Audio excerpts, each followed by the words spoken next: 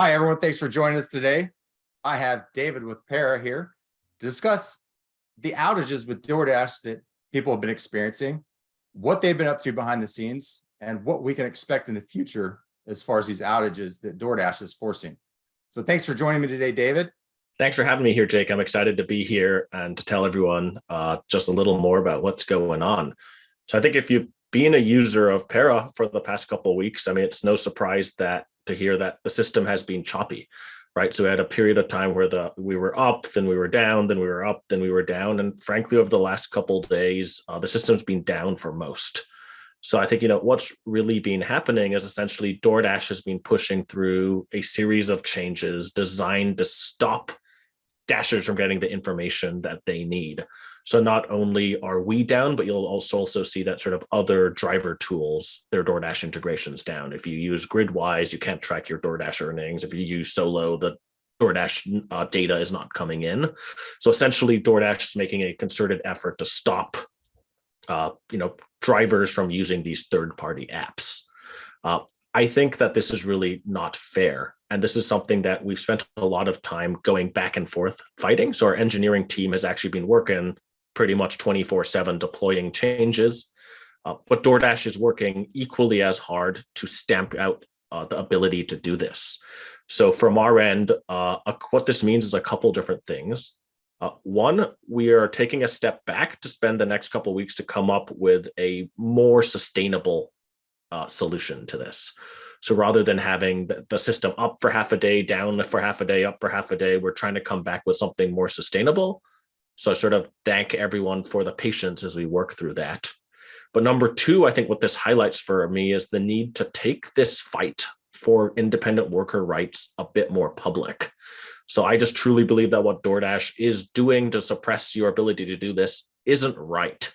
And that's really why we've come out and, we've put out this change.org petition, but it's the beginning of hopefully a multi-step plan to really highlight why you as an independent worker have rights that these platforms are stopping you from exercising. Okay, so first question on that is, so Dashers can expect the outages to continue a little bit longer. I catch on that you are working on a more permanent plan, but for the near future, they can expect these outages to continue. Correct. So I think rather than sort of play that back and forth and up or down, we ask for your patience over the next, call it, week or two as we work towards a more permanent solution. So I think DoorDash will continue to be down likely for the next week or two. One, the team is working on getting that better quickly. And I think number two, as well, that's down. We're putting concerted effort into beefing up the Grubhub, the Uber, and the Uber Eats connection. So expect a much better experience there shortly. What I gather there is that Grubhub and Uber Eats, you're not having any problems with those platforms. We are not. No, I think one thing we had identified is our Uber Eats connection flow wasn't the smoothest for a lot of users. So that's something that we're aware of and we have now fixed. So what you'll see over the next week or two is just a much smoother Uber integration experience there. And I think also same thing for Grubhub. We're just upgrading both of those. And I think it's a good time, actually, given that we've seen a lot of renewed interest around Grubhub, sort of with that Amazon announcement. So I'm hoping, hopefully that means more Grubhub orders for everybody. Yeah, myself already have experienced some good offers and an uptick in offers from Grubhub. On top of that, 2 weeks before the announcement was made, their dispatching system that I've stressed and communicated with them over and over, even in a town hall meeting that they had at their office here in Arizona, Chandler, Arizona. We had to sit down with them. I was one of the people they were invited and let them know how they can improve. They were trying to figure out how can they get us to do more deliveries for Grubhub? I was like, fix the dispatching system. If I don't have to wait on offers and everyone else doesn't, we can then be back to back and do more delivery offers for you. But if we're having to wait, we have to be more selective. And we're going to go with the other platforms like DoorDash and Uber Eats that are a lot more efficient. So now all of a sudden, 2 weeks before that Amazon announcement, and Amazon food delivery used to be the most efficient when it came to dispatching time and pickup wait times when you're picking up a delivery offer. But with that being said, when they're that efficient, now it's going to pull some people away from DoorDash, and they're going to do more Grubhub deliveries because they're just as fast, if not faster in some situations than DoorDash, because DoorDash has gone back a little bit. And I've experienced a lot of wait times at some of the merchants that I have in my particular market. Yeah, just not having to do that mental 15-minute wait time for Grubhub every order as well, right? I just feel like you just get used to like, okay, if it says it's going to be ready then, I'll just show up 15 minutes later, right? You never knew. I mean, Yeah. majority of the time that you were waiting, sometimes it would be ready. If it was a really busy time frame, I would get it and I would look at some other information and be like, oh crap, I can't do another delivery. I can't stack this with the DoorDash thinking I have enough time to get the DoorDash or an Uber Eats done in that 15, 20 minutes it's going to take. And sometimes even longer. I have some merchants where it's up to 30, 40-minute wait. You know, if it was like a Friday or Saturday evening or a really busy time. Yeah, the one I hated the most was like, it will be ready soon, right? And that sort of nebulous soon, and you just don't know when. But I think what this highlights, though, is what's interesting is I think what I've heard from a lot of drivers is like, hey, I'm going to multi-app a little bit more, right? Now that Grubhub is back in the mix, I want to do some Grubhub, I'll do some Uber Eats, I'll do some DoorDash, when I'd sort of transitioned Grubhub out a little bit. So I think that's really where we are, is sort of, we're going to continue to do what we can to ingest DoorDash and provide the tip transparency, but really beefing up sort of that Uber Eats and Grubhub so that you can get all of those pings in one central feed. And I think those are sort of the changes we'll be pushing towards over the next couple of weeks, is to really try and help that multi-apping. Very nice. With such an efficient dispatching system with Grubhub, I've actually been able to do more of those. And I'm in an area where there isn't a ton of Grubhub offers. But when I'm able to accept a Grubhub, that I know that I can go right from a DoorDash to pick up, I can make a lot more per hour. I've actually been averaging 30 to 35 an hour in the last week. It's, you know, the busier times and even more. I mean, I think it was like 40 an hour for a couple hours last night. And, you know, those peak times when you're able to go back to back to back, and basically it'd be like a DoorDash, a Grubhub, a DoorDash, and people that run Uber Eats as well. It just adds another, you know, basket that you can put your eggs into to really be more efficient and maximize the time that we have, especially during those peak times. We only have a certain window to make the most amount of money in. And then the rest of the day, for those of us that work full time, I might make 20 to 25 an hour, but I can make up for that in those peak times. And overall, I'm going to hit my daily goal that I need, you know, monetary wise. Yeah.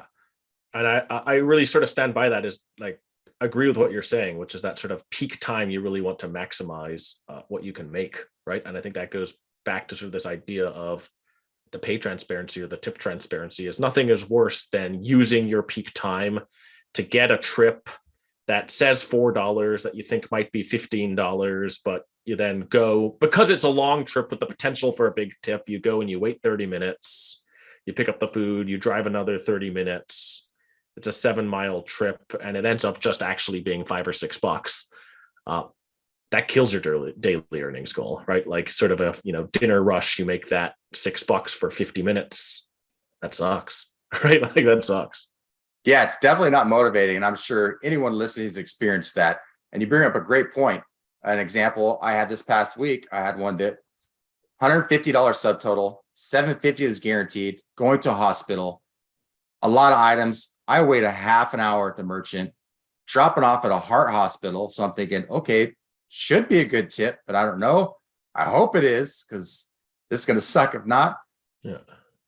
It was over half an hour. I think it was 45 minutes total of my time for $7.50. $5 tip on $150 subtotal, and $250 delivery pay. I mean, as you know, and I know, and most people watching, delivery pay does not change. And trying to contact DoorDash to get paid more for your time, good luck. Yeah. So, and then gas, right? Gas probably cost you $1 or $2 from that, right? Depending how far you had to drive. So it's even less. Yeah. Yeah. So on top of time, we all have business expenses. And then we're going to have to pay taxes as federal taxes, an employee and an employer on that money. Yeah. And DoorDash, they're going to make the same percentage off the merchant, the same service fees off the customer. They lose nothing. Where they really lose out is the quicker that I can get done with the delivery and move on to the next one. They have a driver to do more deliveries. So when there's times where it is a peak and they have higher demand in relation to the amount of dashers on the road, they're kind of shooting themselves in the foot. Yep. But taken away our decision. So what would happen in that situation where if I had all the information, I knew exactly what I was going to make, I would have unassigned from that offer when the merchant told me it was going to be a while. Yep. And I could have moved on to the next one. And then somebody else would be showing up and pick that up a lot closer when it's ready. Yep. And it wouldn't matter as much. Yep. But on the flip side, there's situations where I had to end up paying out a lot higher, or potentially could have paid higher, but I have unassigned it. And it might have been worth the wait time, but I don't know. I don't have that information. On a Grubhub side, if it's a really big offer and I show up and I know it's, oh crap, this merch is going to be a 15, 20-minute wait, I can screw around on my phone for 15, 20 minutes, already knowing that my time and mileage is paid for. Yeah.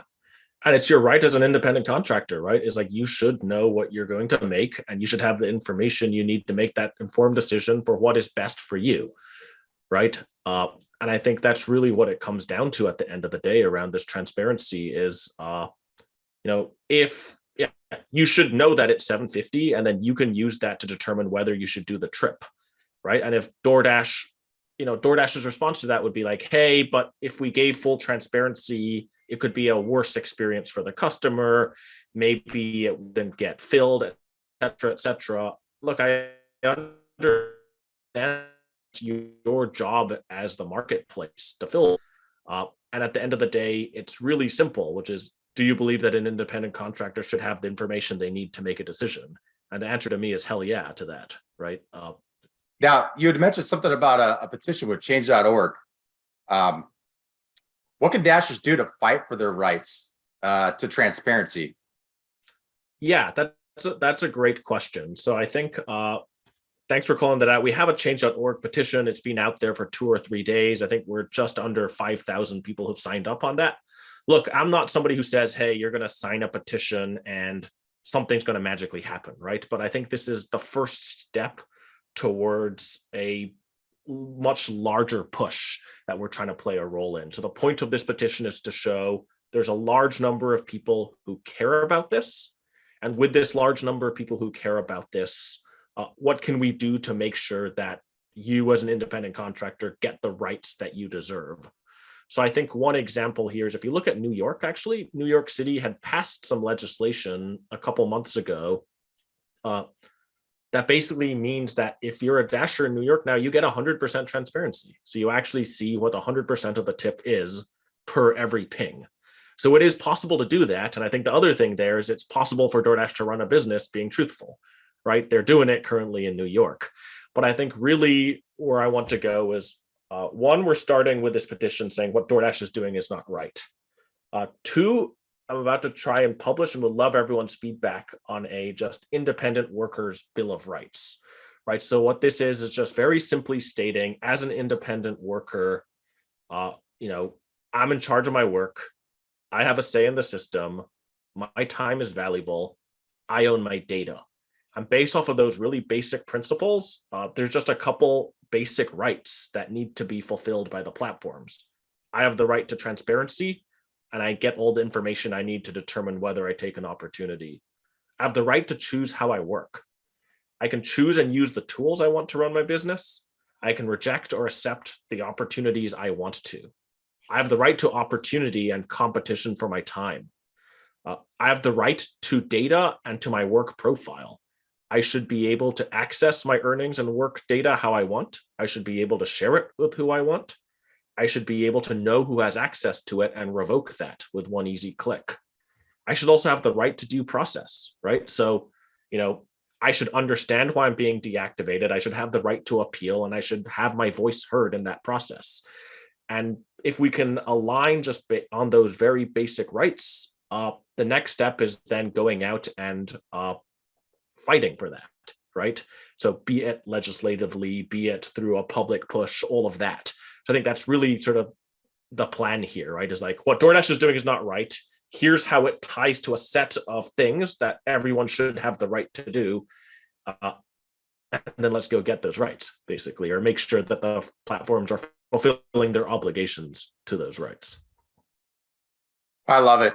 Big time. I mean, one of my main purposes with this channel from the beginning was to help show people what they can do, let them know what their rights are, and through my own actions and the way that I work prove that they didn't have to fear deactivation by rejecting offers and doing some of the things that we have a right to, that the companies use fear tactics to manipulate people into making unprofitable decisions, and then going as far as taking away transparency and our right to see, different information. I know with Uber Eats, I think if you don't have a certain acceptance rating, you can't see the drop-off location. I should be able to see where I'm taking the delivery from. Say people that are delivering at night. I know when I did Lyft, there were certain areas where I might not have wanted to go drop off, especially being a white guy. I mean, like, let's be real. If I'm dropping off in an area, like, there's a potential that I could be assaulted. A woman, there's potential that a woman could put themselves at risk, whether it's delivery. And there's plenty of incidents out there. I mean, you can Google, DoorDash delivery drivers, Uber, Lyft driver, that have been assaulted, killed. There's sexually assaulted, a lot of horrible things that we really have to be aware of and watch out for. And again, we should have the right to see all information to make an informed decision. You have the right to feel and be safe on the job, right? Yeah, it's that simple. And I think what you said actually hones in on something really important, which is, look, I understand the platforms want to do certain things to create a healthy marketplace. The problem is you shouldn't do that through tricking people or through coercion, right? It should be through incentives, right? So the platform can try to ask you to do something. They can try to incentivize you to do something. But the way it works right now is they try to scare you or try to, guide you towards doing something, right? And that's just not right. I think it's just the way that it's done is really important. Yeah, it gets me because with all the incentives they have out there with Top Dasher and whatnot, it's been proven over time. Plenty of people are going to chase bonuses. What do they call it? The $1. It's amazing what an extra $1 per delivery will do. I know when I see that on the peak pay stuff, that it's totally going to affect everything. For example, last night is like an extra $1 from 9:30 on. I'm like, okay, I know I better make the majority of my money by 9:30, because come 9:30, there's going to be a bunch of people that log on, and I'm going to have less offers than I normally would on a Friday night. And sure enough, that happened. Sunday, I have from 7:30 to 9:30 an extra $2, and then 9:30 to 11:30. I know I better get my butt out there earlier and make as much as I can by 7:30, because it's going to affect demand, which is fine. That's smart of people to take advantage of that. But myself doing it full time, I have to be aware how that's going to affect my work. But there's just a perfect example of them incentivizing to get more people on the road. The Top Dasher to get a higher acceptance rating is always going to work. They don't need to manipulate and use fear tactics to scare people into doing what they want. We should have the right to make that choice. And again, they have plenty of programs and things that they can come up with and do to incentivize people to take more offers, to work certain times, etc. Yeah, we had sort of one of the para users. I think I'd be very lucky that we'd sort of put out this email and ask people to, send in videos about why transparency matters to them, right? And I think there's this guy who sent me a video who could have, I couldn't have put it better. He basically said, like, look, at the end of the day, DoorDash is hiding information from its independent contractors. This leads to choppy earnings and induces a gambling mindset, which isn't good for the Dasher. On top of that, it's not fair to the customer who's tipped, who's expecting better service, whose tip is now going to be used to subsidize worse off trips. And he sort of said that in 2 or 3 sentences. I'm like, that's it right there, right? I couldn't have encapsulated the whole situation better. And that waters down the platform. I'm sure during the pandemic, they had plenty of high quality workers that would have given a high quality, consistent service as far as deliveries go for a long time to come. Had those earnings stayed the same, but like Grubhub was paying a certain minimum, that started to go down.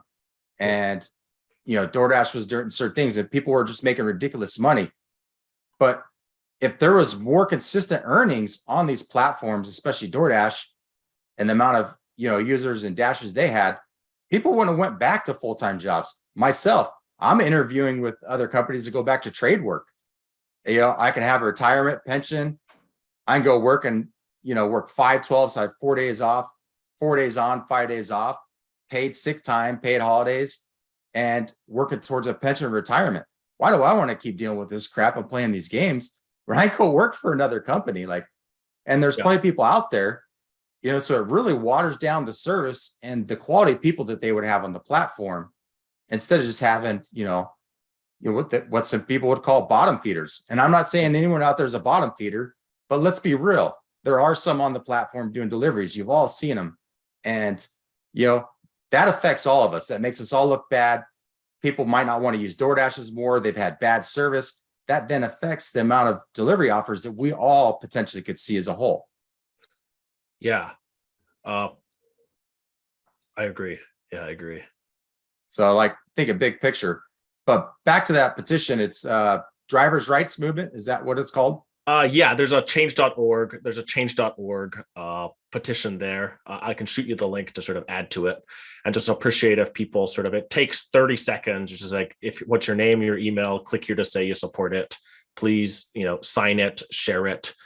My goal there is really just to get as many signatures as we can on that and use that to go try and sort of push for change. And I think, what does push for change really look like? I think it has to be both on sort of a national, hey, this is a set of rights. But beyond that, I do think it goes sort of more state by state, right? So can we look at what New York did to fight for this? And can we then, roll out another version of that in more places? I think that's really where the fight is. I think I sort of want to take a step back too, and maybe this is sort of the idealist in me, or the optimist, and not idealist, or optimist. I'd say this is probably the optimist in me, which is I would like to believe that the platforms actually agree with a lot of these rights, right? To me, it seems pretty straightforward I should have the information I need. I should use the tools I want. I should have competition for my time. So maybe it's the optimist in me, but I just, I'm hoping that basically the platforms are just looking at this the wrong way. Right. So I think really, if you look at DoorDash, you have a bunch of people there who are trying to optimize for numbers on their screen, on a bunch of data, trying to make the market more efficient. Right. But at the end of the day, I think it's just viewing it from the wrong angle. This is not I am trying to accomplish this goal. It is there's a bunch of humans who are doing the work and they should be able to do this. And really, that's really what the question here is.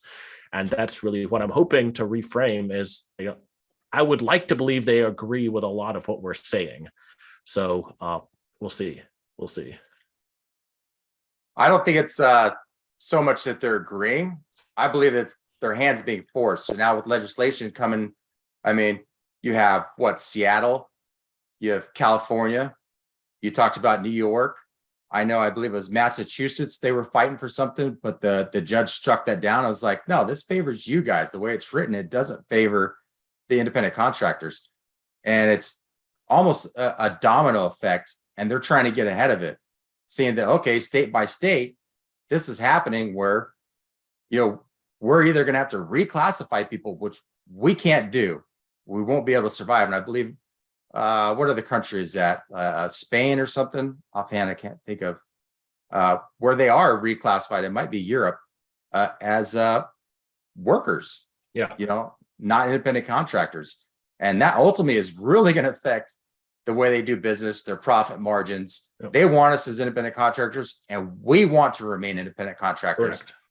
So I believe it's more of them trying to get ahead of that, but seeing, okay, what can we still get away with in these other states, and, try and squeeze out extra profits and get people to do what we want. And that's sort of really my stance, right? Is the platforms can claim that you are their customer as an independent contractor. They want to reap the benefits and have built a business model off of you being an independent contractor. But if that's the case, they need to honor the obligations of what that means, right? And I think that's really the crux of this whole debate and the whole movement here is look, if the workers on these platforms are independent contractors, there are things that come with being an independent contractor that you have to honor. It's that simple. Yeah, absolutely. Now, I urge all of you that really care about drivers' rights movement, I'll attach those links that he's talking about in the description of the video below. Take a look at it. if you can, and if you're willing, please do sign that petition. There's no guarantee it's going to force anything, but it helps to get those numbers out there, especially when it shows these companies that, all right, people are banding together, because daily strikes do nothing. If you're going to, when I see these talks about, oh, they're going to strike for a certain day, I'm like, that does nothing. People have proven that they're not, as a whole, willing to make better choices. I mean, we have the power to force these companies for a higher delivery pay.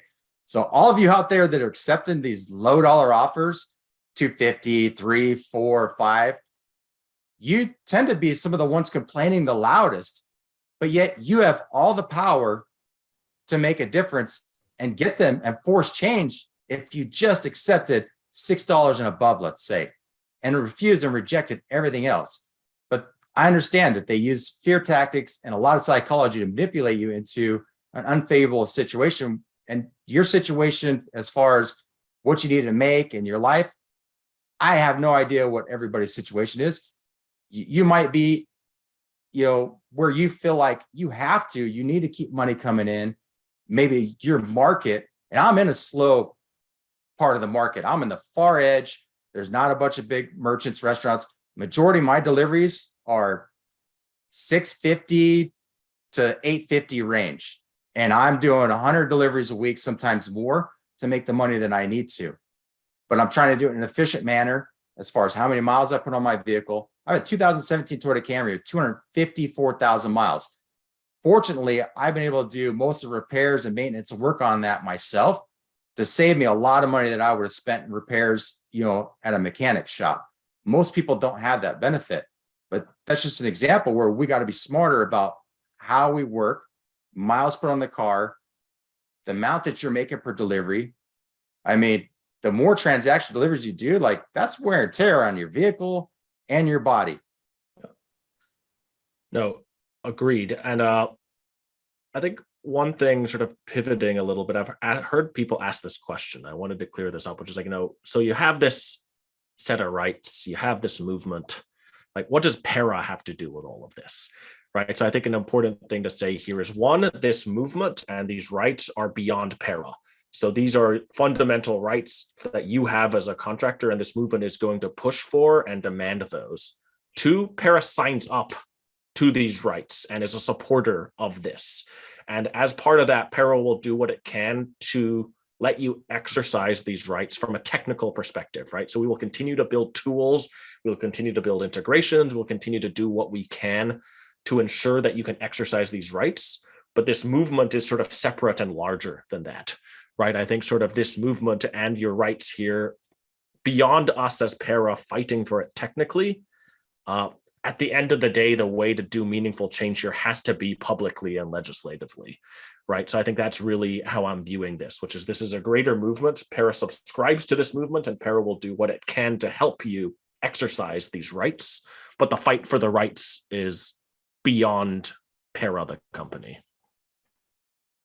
I agree 100%. I think the more that we get this word information out to not just gig workers, but politicians, the consumers, the general public. I mean, a lot of people don't understand that. They feel like, oh, well, just because it's a low or no tip, that's BS. This tipping culture is out of control. And let's compare it to, say, like a server. Yeah, servers don't know what they're going to make until the end. They hope they're going to get a good tip. They have very low, hourly pay, just like we have a very low delivery pay.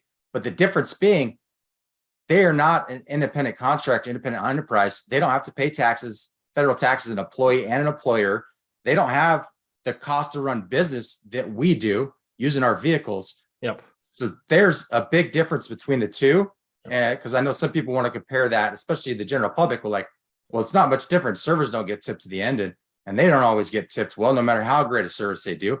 And I understand that that's totally true, but we're running a business and we're classified as 1099 independent contractors. And there is a base if you are a waiter. And I think the important thing is, there actually is a public understanding that your tip going to a waiter constitutes the majority of their income.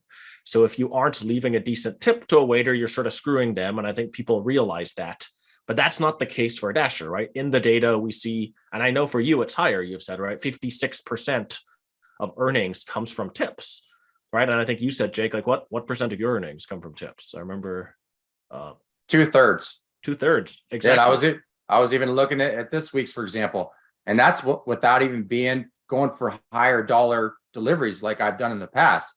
Yeah. I'm not in a favorable area in the market where I can just cherry pick for bigger offers like I used to when I was in Central Phoenix, where there was a high volume.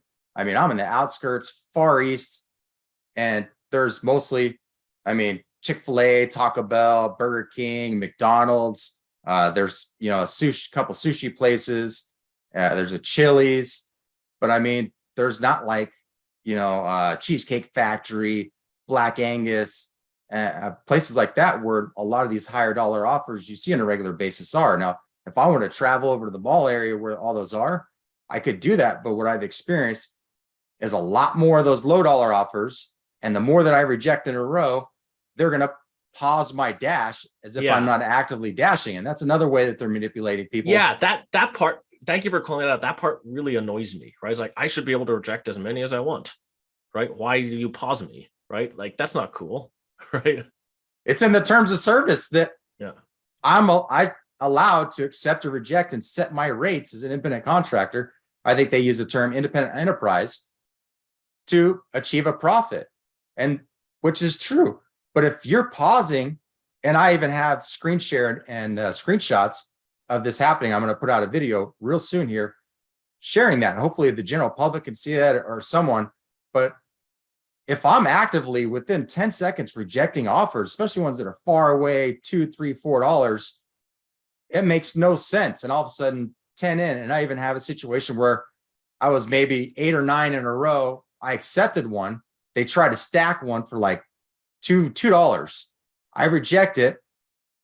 And then they pause the dash, but nothing tells me that once I complete the delivery, all of a sudden it's the time that 10-minute timer, which I've seen even as low as 4-6 minutes, it changes, is expired.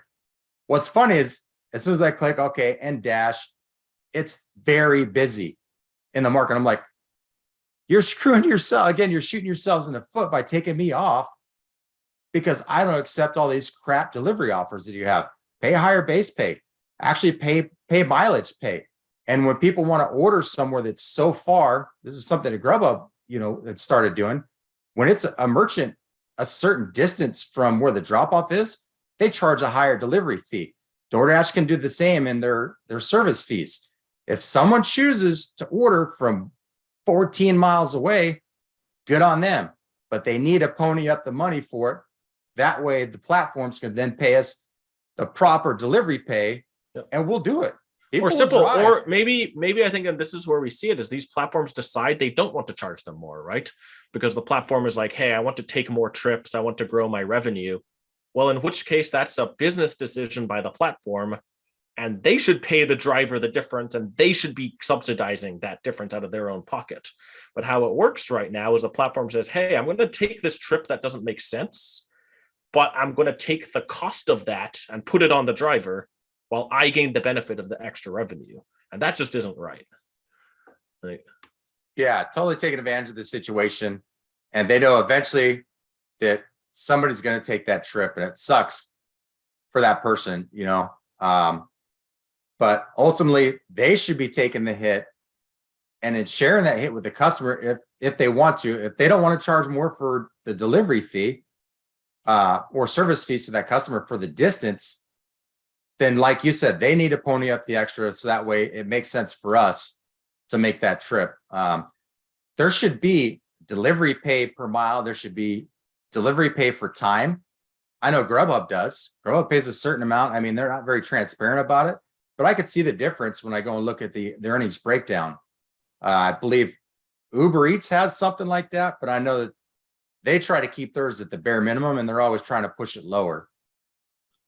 Yeah. No, it's interesting. And at the end of the day, like, these platforms are very capable of doing this, right? They have all the engineers they need to, they have all the staff, they have all the brains they need to just think about doing the right thing for drivers. And I think that's really where we just need to come in, is just make them realize that this is something they have to do. It's not that they can't.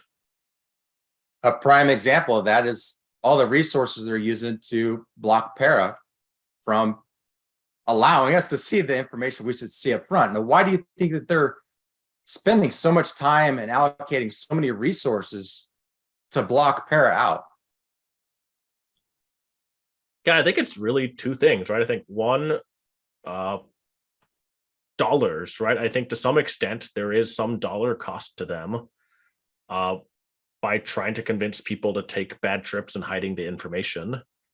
And I think two is, these changes haven't just affected para, right? So I think what I said earlier is like, hey, some of these other earnings trackings app, the DoorDash information isn't working. Some of these other sort of tools, Gridwise, Solo, a bunch of these, also their DoorDash integrations are down. So I do think that this is basically DoorDash wanting the experience of being a Dasher to be exclusively with DoorDash, right? And I think at the end of the day, it's simple. As if you as a contractor want to use a certain tool because it provides some benefit to you, you should be able to. And if DoorDash wants you to only exclusively use the DoorDash app to do deliveries, it should be because they've put the effort in to make it the best damn experience for you, right? If I can help you auto accept or decline, but DoorDash won't do that for you, it's your right to be able to use my tool or to be able to use driver utility helper or some of these other tools.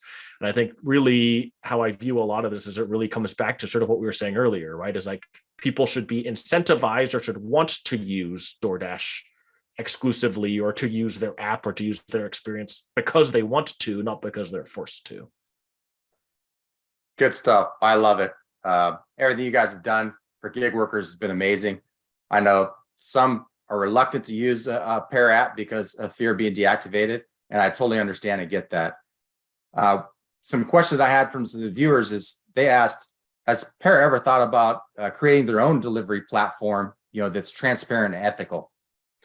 That's a great question. It is something that we have thought about.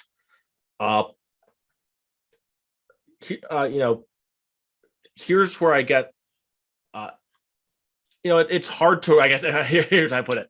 It's hard to build one of those and to be able to fulfill the obligations to drivers in the short term, right? So it's one of those where it's like, how do you stand up that business? You would have to raise money, et cetera, et cetera. And I guess how I view it is why we're not doing that is when I zoom out on sort of like an ecosystem level, I am a true believer that by giving power to the individual, we can build a system that is better for the driver. And I know sort of that, what I mean by that is like, if I can build a node that represents you, that can talk to DoorDash, that can talk to Uber Eats, that can talk to the universe of your options, that can also take into account your preferences and can take into account what you want to do, I believe that will lead to a better world. I really do believe in this thing of sort of competition for your time. So I say this, like, let's say we go and build, a copy of DoorDash, right? That's slightly more ethical. I still do believe that there are a multitude of other work opportunities that I'm going to be upfront, right? Let's say we build a clone of DoorDash's. I'm not going to have work in that scenario between 2 to 5 p.m. that probably does right by you, right? It's just like, you're not going to be that busy. So for me, it's sort of I guess what we're working on is that level above, which is, can we help you access all of your opportunities or even more new opportunities? And based off of what you want to accomplish, go do that. And I think that is how we make an even more meaningful change, even though it is a bit more of a grander idea, right? So I think this concept I've always called it is your personal dispatch, right? But I imagine a world in which you can go to the system and you can say, hey, I want to make the most money, right? Simple. So you'll go sort of help stack the right trips, help do the right things for you. But also imagine a world in which you can go to the system that represents you and say, hey, I need to pick up my daughter from school at 1 p.m. So I can only work in a 10-mile radius the 3 hours beforehand. By the way, I like this sort of work. I don't like that sort of work. Help me make the most money. And I want a world in which, then you have something that goes and does that on your, helps you go accomplish that. Right. So I think that's really why despite it being an intriguing option, that's not something we've done, because I think sort of zooming up higher level, I'm hoping we can move towards this even better world, essentially. That makes a lot of sense. And it leads me to something I really want to touch on and stress to people that even with the DoorDash outages, Pair app for gig workers has a lot of other benefits to it, and things that you guys have done and integrated, and things that you have, that you plan to do. I don't know all your plans, but everything you guys have done for gig workers has been super helpful and will be a great tool and resource going forward. And one thing I've always stressed to people is diversity, and meaning that, not putting all your eggs in one basket. For example, DoorDash. What happens when the DoorDash app crashes? People lose their mind. Folks like myself are just logging into other apps. That's like, I know Grubhub's all of a sudden going to get more delivery offers because people are going to need their food delivered. Uber Eats, same thing. Yep. You have to be able to flow from one to the other and not have all your eggs in one basket and utilize these different platforms. I know there's like Deliver That, where you could do catering offers, which typically are going to be more morning time. And you have the shop and deliver offers, and you got Instacart, Shopify, you have Amazon. There's just so many opportunities out there, and I'm sure there's a whole list of them that I'm not even, mentioning, or that are markets that I don't even know about. And a prime example that, people need to branch out and use some of these other platforms, find out what works best for them, and then use tools like Pair for gig workers to then integrate them together, where in one place they could see how much they're making.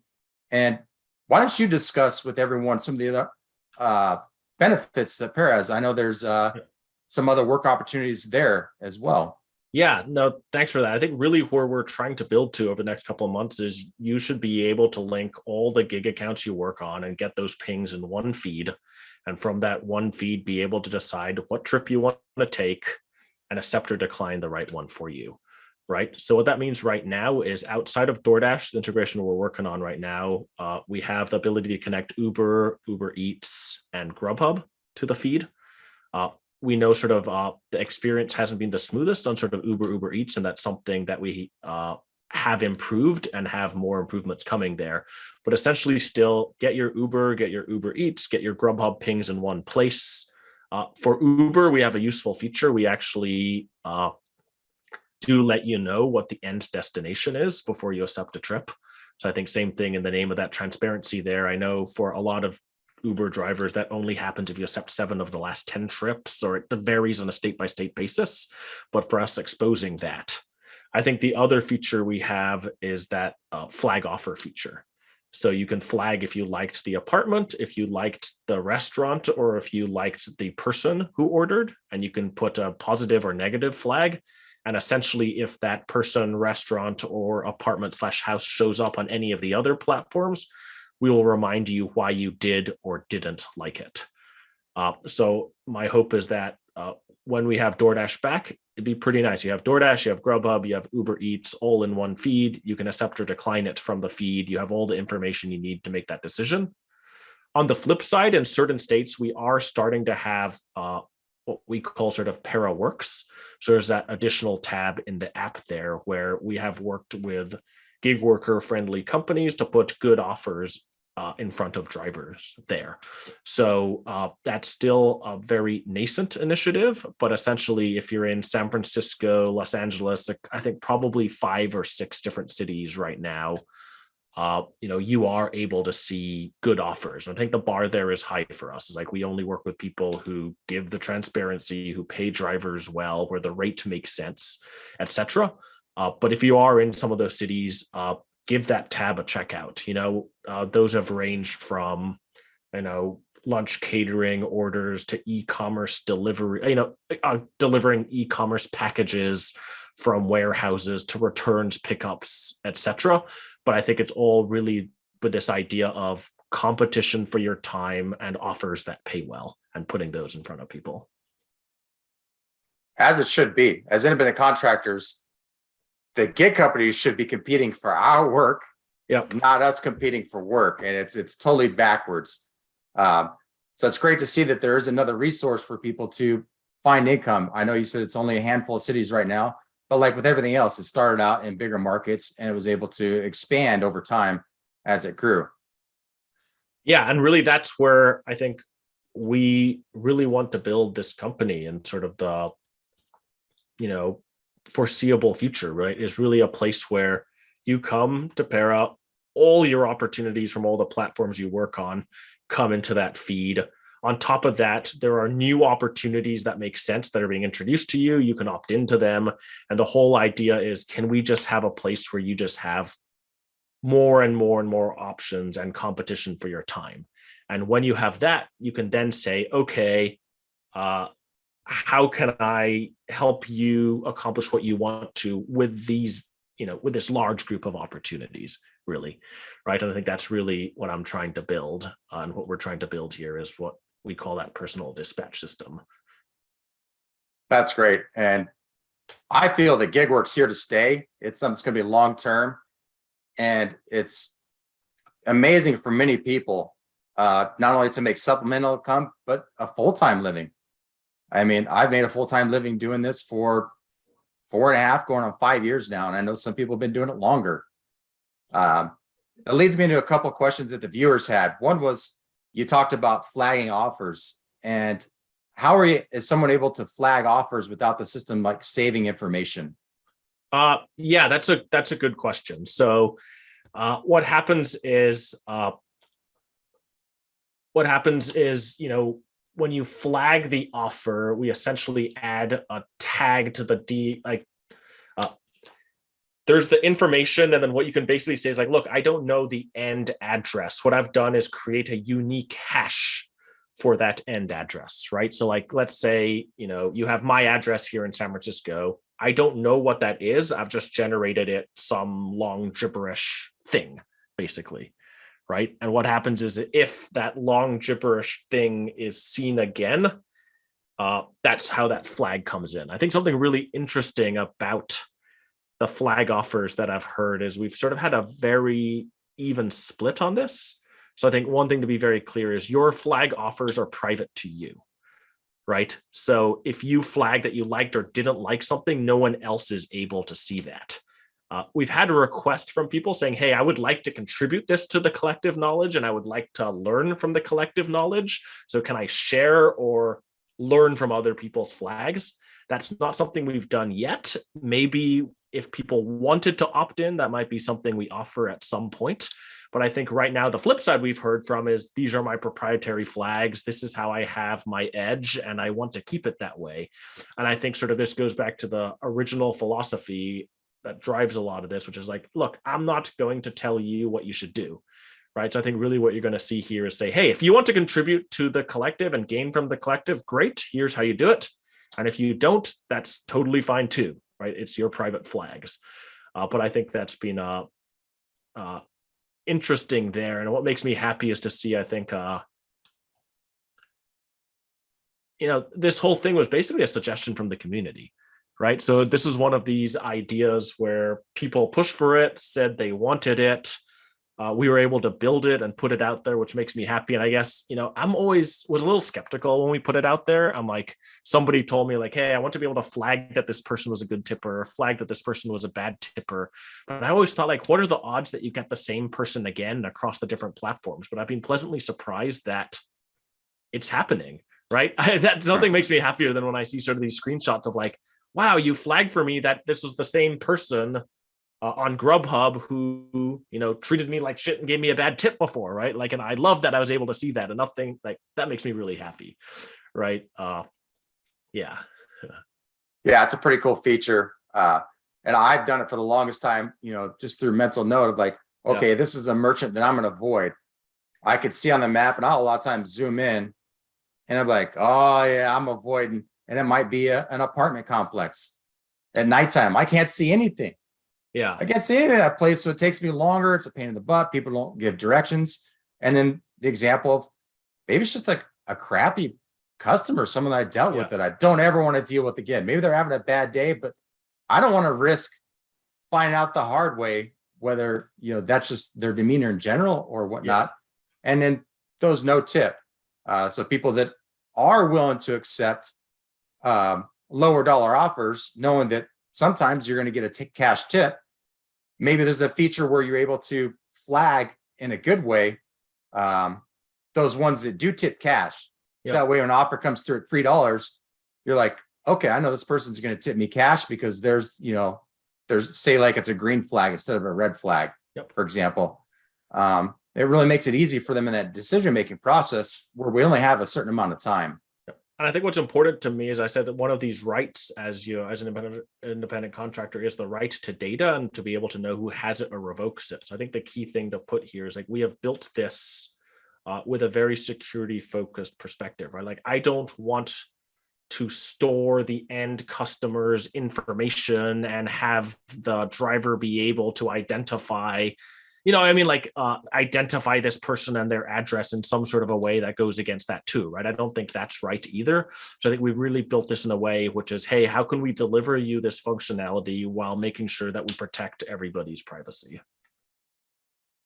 That makes sense. It's again, back to our data and how we use it. I love your principles and what you guys are doing. Another great question someone had is how does Para fund the work that they're doing? Yeah, great question. So at some point what I've always said is at some point when the system is out there and beautiful and the dispatch system is super humming and optimizing on your behalf, maybe then we would consider charging drivers. But in the meantime, the goal is dollars in pockets. And until the system is beautiful, we're not going to do that. I think a really important thing to note here is the split between the dispatch system and the rights. We will never charge for your right to get the information you need to make an informed decision, right? And I think that's sort of where I talked about earlier is where does Para exist relative to the rights of the movement? So one of those where if we're able to show we're introducing you all these wonderful opportunities, at some point we might charge for that, but we will never charge for you to get tip transparency because, that's your right to be able to exercise that right. Being super upfront, we have raised some money from investors to pay for the engineers on our side, right? So to build what we're building and to maintain the number of people who use it, it's not cheap, right? I think, just even paying most of the cost goes to Google, right? So I think we host most of this on Google Cloud. And effectively, when you have, hundreds of thousands of people using this thing, that does have cost. So we have gone to investors and said, hey, can we raise some money to be able to front up this cost? But I think something that's really important to note is one, I've gone to investors and said, look, we are a driver first company. We are not charging money and we're providing this service that gives people the right to make this informed decision.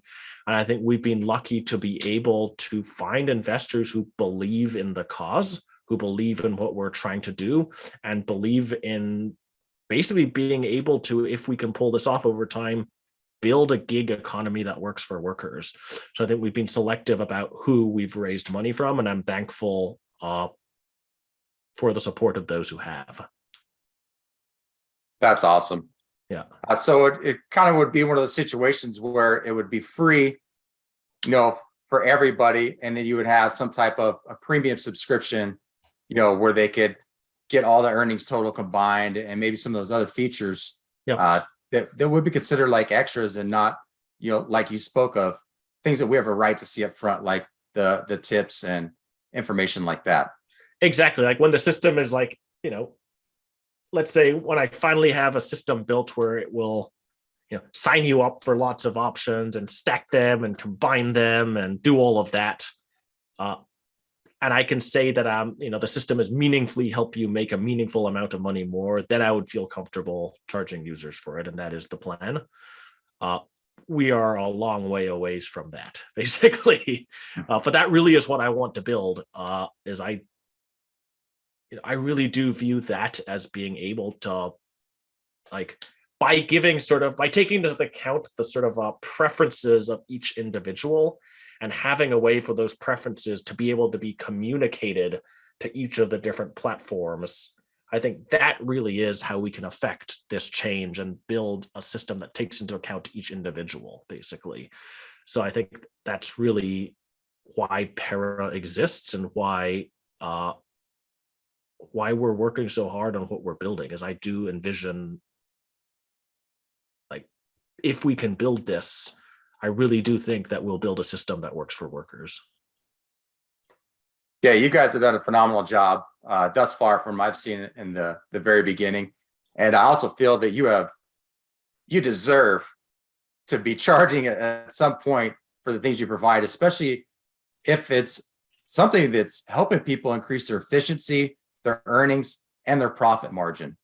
On top of that, as independent contractors, we get to write those costs off when it comes tax time. So it would be a no-brainer. It's almost like paying a tax person to help you do your taxes so you can get the max amount back, and you pay in less to the government and get the max deductions. So to me, it's silly for people to not pay, whatever, fee for the extras on here, because it's going to help them make more money, be more efficient, and increase their profit margins. Yep. And those that don't want to pay the extra, they stay with the basic stuff on there, and there's fine. Yep. And it really is sort of what I went back to sort of earlier with those points where I was like, why are we doing all this? And it really is to help you actually, I really do sort of believe that is sort of like, these are the principles and these are the rights, and Para will help action on them, right? But that really is what everything is rooted into, which is that sort of, I'm in charge of my work, I have a say in the system, my time is valuable, and I own my data, right? Yeah, I love it. It's awesome. And one of the last questions I had from one of my viewers is, what's the difference between the gold star tip prediction compared to all the rest that's not as accurate? That's a great question. I mean, basically with the gold star tip predictions, we're super, we have very high conviction in what that answer is. So here's how I put it is, when tips are above a certain, amount and sort of, here's how I put it, Jake, like when you see the sort of average order value be above a certain amount, you generally have a good sense that a tip is going to be within a certain range, right? And sometimes you get screwed, right? It's not right 100% of the time. Sometimes, as you said, that hospital gives you a $5 tip on $150, but most of the time you can predict sort of a range off of that. Where it gets harder to predict a range is sort of the lower dollar amounts.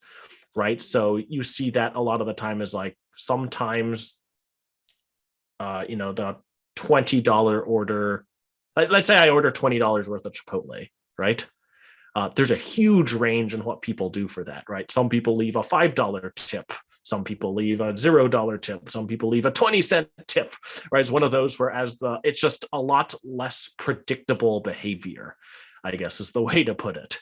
So generally what you'll see is the dollar star tips are on higher dollar amounts with larger orders, essentially.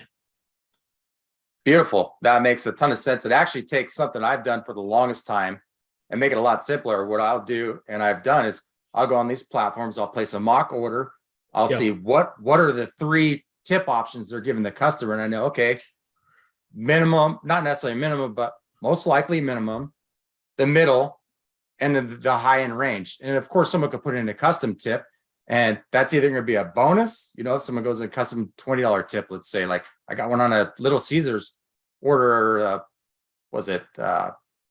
Friday. And it blew me away. I mean, it wasn't a lot of food and it was a huge order, but that $20 tip that somebody put just totally made my day, because I'm like, they didn't have to do that. I mean, it was a short distance. It wasn't a huge, the subtotal was like 30 something dollars. But again, taking something I've done and gone and spent the extra time of that most people aren't going to do, but do mock orders and see, okay, at what dollar amount, what subtotal, are they changing the tip options, which they've done before. What is the default? What default does Grubhub have and DoorDash? Because a fair amount of the time, a certain percentage of time, people are going to go with the default tip that's on there, whether it be 15%, 20%, 25%. But it gives me a good idea based off a subtotal, what I can expect to make on top of that delivery pay in these situations where we don't see that up front. Yeah. And I think sort of if you take that Little Caesars example, right, it's really hard to predict that, right? It's just like, that's great. It's, we're never going to predict that super well, right? It's just, you can't, right? Which, no big deal. I mean, yeah, I'm expecting, say, $8 on the delivery, and all of a sudden I get $22.50. I'm blown away now. I'm making way more than I thought I was going to. And that's just going to put me in a good mood and, motivate me more. And then also be able to look back and be like, okay, some people didn't tip as well, but you have people out there that are going to tip really well. But using that law of averages and the information that you have from the platforms makes sense of how you're able to predict these tips as far as the tip transparency goes without actually seeing the information coming through, from DoorDash. Well, on my end, just sort of thank you for having me on here. I would sort of, if any of your listeners have more questions, I would love to come back at some point. If you have any questions, ask Jake. I would love to hear them from you. Or as always, sort of people can always email me, right? So it's just sort of david@withpara.com. I try to answer almost everything that gets into there. Sometimes it takes me a little bit of time. I apologize for that. But if you have thoughts, questions, want to get involved in any way, just david@withpara.com. Great. Thanks for providing that. I'll also put that email in the description below. So for any of you that want to contact David directly and ask some questions that I may have not gotten to, that you may have about anything involving the drivers' rights movement, the progress being made as far as the outages, and just anything in general with the app. Yeah, I'd love to hear from you. So David, thank you so much for taking the time. I know this video is a little bit long, but I feel like we covered a lot of really important, good stuff that's going to benefit everybody out there. Awesome. Thanks for having me, Jake. I appreciate it. All right. Have a great day. Yep, And I'll talk to you soon.